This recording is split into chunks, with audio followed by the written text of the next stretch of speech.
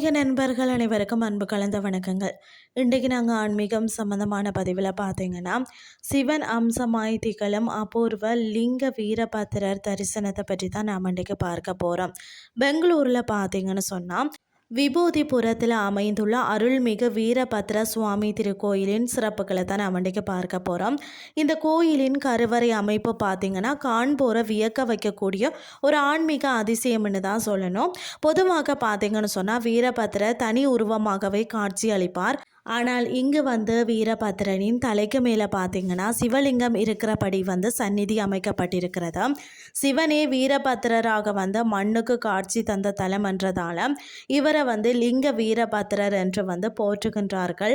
இந்த தலத்தின் பிற ஆச்சரியங்கள் பார்த்தீங்கன்னு சொன்னால் சிவனது திருக்கோலம்னு சொல்வார்கள். அதாவது சிவபெருமான போலவே இவரது தலையில் வலப்பக்கம் சூரியனும் இடப்பக்கம் சந்திரனும் நெற்றியில் பார்த்தீங்கன்னா அக்கினி அமைய பெற்றுள்ளது தான் தனி சிறப்பு. மற்றது பார்த்தீங்கன்னு சொன்னால் மனக்குழப்பம், தேவையற்ற பயம் ஆகியவற்றால் அவதிப்படுறவர்கள் கூட இங்கு வீரபத்ரரை வணங்கினால் தெளிவான முடிவெடுக்கக்கூடிய அந்த ஆற்றலும் மன தைரியமும் கிட்டும் என்பது நம்பிக்கையாக இருக்கிறதா. அடுத்தது அன்னை காளியம்பாள் வீரபத்ரனின் தேவியான பத்ரகாளி இங்கு காளியம்பாள் என்ற பெயரில் மிகவும் சாந்தமான கோலத்தில் தனி சந்நிதியில் அருள் பாலிக்கிறாராம்.